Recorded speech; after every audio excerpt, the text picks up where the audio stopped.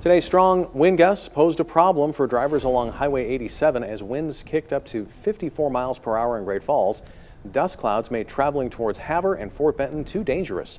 So this afternoon, road crews closed off access to the highway between Great Falls and Fort Benton. Crews rerouted drivers headed north along Highway 87 to Highway 228 as visibility was slightly better along that area.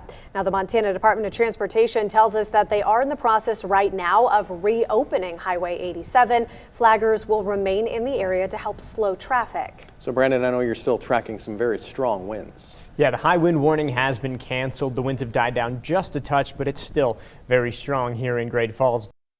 Stats right now to start things off. 41 mile per hour. That's our most recent measured gusts at the Great Falls Airport. Steady west wind at 26 miles per hour. So probably still some reduction in visibility along that highway, just not as bad as it was earlier in the day. But it's not just the wind that comes into play when we talk about closing a road like this. Part of the reason the soils in that area are very dry, abnormally dry, kind of all along I-15, and then just to the northeast of Great Falls, which is where you find Highway 87 there, and also not really any snow cover to contend with. You get north of Great Falls, even around Great Falls, there's not really any snow to keep that soil in place. So that's part of the problem we're running into. And when we're talking about snow, we've actually seen some problems with snow melt today, off into northeastern Montana. Beaver Creek near Hinsdale at the minor flood stage right now. It's actually pretty close to moderate flooding as well. So that's something else we're going to be tracking. And of course, we continue to track the wind. That's the big story. We'll talk about that a little bit more later in the show.